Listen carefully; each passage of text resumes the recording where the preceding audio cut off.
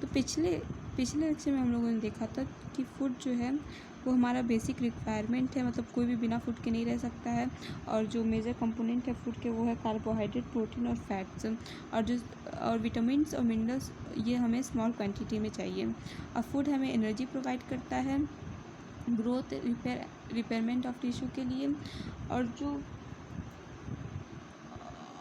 और वाटर भी बहुत इंपॉर्टेंट रोल प्ले करता है मेटाबॉलिक प्रोसेस के लिए और हमें डिहाइड्रेशन के लिए।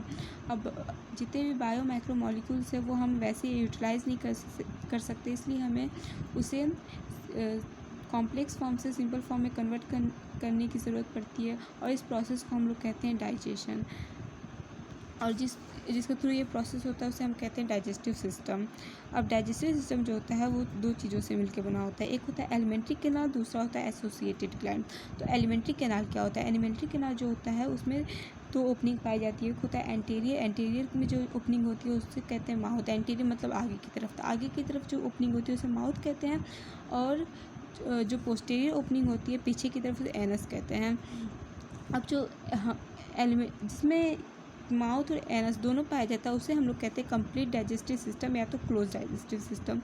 अब जो कंप्लीट डाइजेस्टिव सिस्टम होता है इसे हम लोग tube within tube body plan भी कहते हैं। अब जो माउथ जो होता है उसके अंदर होता है बकल कैविटी या ओरल कैविटी जिसे कहते हैं। और जो ओरल कैविटी होता है उसके अंदर टीथ होता है और मस्कुलर टंग होता है। और जो टीथ जो होता है वो हमारे जो टीथ होता है वो जॉ से अटैच होता है, जॉ ऑफ बोन से, सॉकेट ऑफ जॉ बोन से। और इस अटैचमेंट को हम लोग क्या बोलते हैं? थीकोडॉन बोलते हैं। अब मेजॉरिटी ऑफ मैमल्स जो होता है उसमें दो सेट ऑफ टीथ पाए जाते हैं। एक होता है जो हम लोग बचपन में 5-10 साल तक रहते हैं तो जो दूध के दांत जिसे कहते हैं, इसे हम लोग टेम्परेरी टीथ भी कहते हैं, डिलीशियस टीथ भी कहते हैं। और जब हम लोग बड़े होते हैं तो वो दांत टूट के फिर नए दांत आते हैं जिसे हम लोग परमानेंट टीथ कहते हैं और एडल्ट टीथ कहा जाता है। और इस टाइप के जो सेट ऑफ टीथ जो होते हैं इससे हम इस टाइप के डेंटिशन को हम डाइफाइकोडॉन कहते हैं। And human has 32 permanent teeth with are 4 different type of. तो जो ह्यूमन्स होता है उसमें 32 परमानेंट टीथ होते हैं। एक इंसीजर, कैनाइन, प्रीमोलर और मोलर, ये तो हम सबको पता है। अब जो इंसीजर होता है वो कितना होता है? 2 होता है। जो एडल्ट में जो इंसीजर होता है वो 2 होता है। तो यहाँ लिखते तो एडल्ट का जो डेंटल फार्मूला होता है वो होता है 2123। और जो चाइल्ड का डेंटल फार्मूला होता है वो होता है 2102 अपॉन 2102। ये जो अपॉन है ये है अपर जॉ और ये है लोअर जॉ। वैसे ही जो टीनेजर होते हैं उनका जो डेंटल फार्मूला होता है वो होता है 2122। तो जो अब ये 2122 क्या है? 2 जो है वो इंसीजर है, 1 जो होता है वो कैनाइन होता है, फिर 2 जो होता है वो होता है प्री मोलर और जो 3 होता है वो होता है मोलर। अब वैसे ही जो चाइल्ड होता है उनमें 2 इंसीजर होते हैं, एक कैनाइन होते हैं पर एक भी प्री मोलर नहीं होता है, बस 2 मोलर होते हैं। और जब हम लोग टीनेजर में होते हैं तो 2 इंसीजर होता है, एक कैनाइन होता है और 2 प्री मोलर होते हैं और 2 मोलर होते हैं। जो लास्ट के दांत जो होते हैं वो 21 से 25 ईयर तक वो आते हैं आराम से। उसके बाद आगे पढ़ते हैं हम। तो in the hard chewing surface of teeth made up of enamel. तो जो हार्ड चीविंग सरफेस होता है ना टीथ का वो इनेमल से बना होता है। अब इनेमल क्या होता है? इनेमल जो होता है वो इनेमल जो होता है वो किस एमियोब्लास्ट सेल से मिलके बनता है और उसका ओरिजिन जो होता है वो होता है एक्टोडर्मल ओरिजिन का होता है। और हार्ड और नॉन लिविंग सब्सटेंस से बना होता है। कैल्शियम का CaCO3 और CaSO4 से मिलके बनता है ये।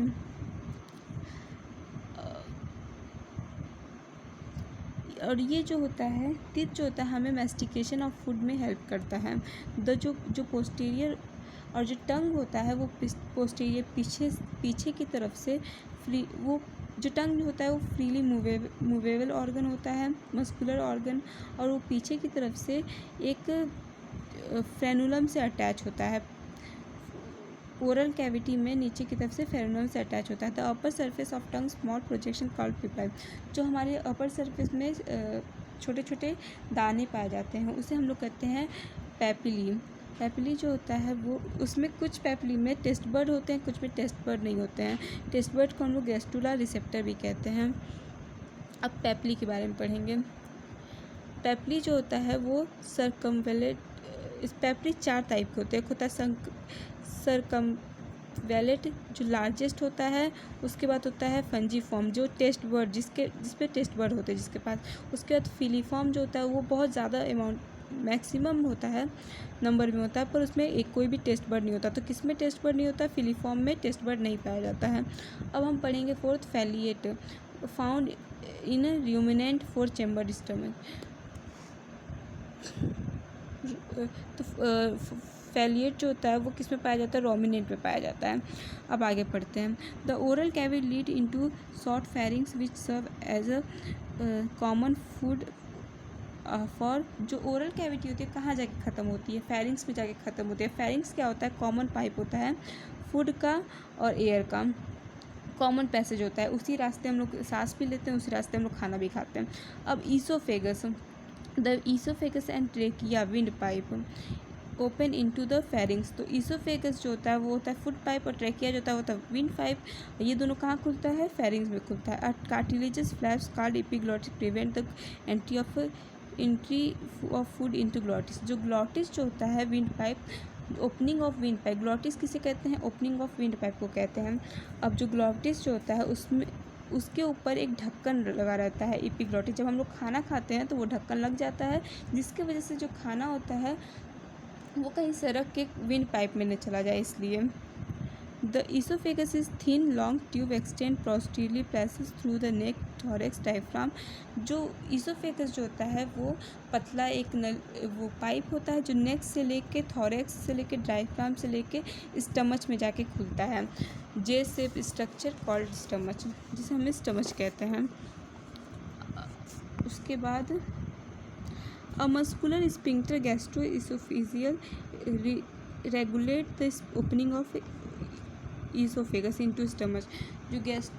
अब जो जब ये खुलता है तो वहाँ पे एक स्पिंक्टर पाया जाता है। स्पिंक्टर क्यों पाया जाता है? कि कहीं फूड का बैक मूवमेंट ना हो, इसलिए वो स्पिंक्टर पाया जाता है। अब वो जो स्पिंक्टर होता है वो गैस्ट्रोइसोफेजियल स्पिंक्टर होता है। ये कहाँ पे होता है? अब हमारा जो ईसोफेगस होता है वो कहाँ जाके ओपन होता है? वो ओपन होता है कार्डियक रीजन में। तो इसे हम लोग गैस्ट्रोइसोफेजियल स्पिंक्टर को हम लोग कार्डियक स्पिंक्टर भी कह सकते हैं, इसका ये भी नाम है। अब the stomach located in upper left portion of the abdominal cavity. अब स्टमच कहाँ पाया जाता है? Upper left portion of abdominal cavity के। इसके 4 पार्ट होते हैं। एक होता है कार्डियक जहाँ पे ईसोफेगस जाके खुलता है। उसके बाद ऊपर का पार्ट जो होता है फंडिक, इसका कोई मतलब ही नहीं है। उसके मतलब है फिर भी। जो बॉडी है वो मेन सेंटर पार्ट होता है जहाँ पे सब पूरा काम होता है। पाइलोरिक पोर्शन जो होता है वो नीचे का पोर्शन होता है जहाँ पे first part of small intestine होता है। उसका small intestine is distinguish into 3 region. Small intestine 3 part में डिवाइड है। एक होता है सी शेप ड्यूडेनम, उसके बाद long coiled middle portion jejunum and highly coiled ileum. The opening of stomach into the duodenum is guarded by the pyloric sphincter. तो जो opening होता है ना ड्यूडेनम का, और किसके थ्रू गार्डेड होता है? Pyloric sphincter. तो पाइलोरिक नीचे वाला पोर्शन कौन सा होता है? पाइलोरिक। स्टमच के नीचे वाला पोर्शन होता है पाइलोरिक, तो इजीली हम लोग याद कर सकते हैं पाइलोरिक स्फिंक्टर। तो जो स्टमच से लेके ड्यूडेनम में बीच में कौन सा स्फिंक्टर प्रेजेंट होता है? Pyloric sphincter. ये चीज़ें। उसके बाद ileum open into the large intestine.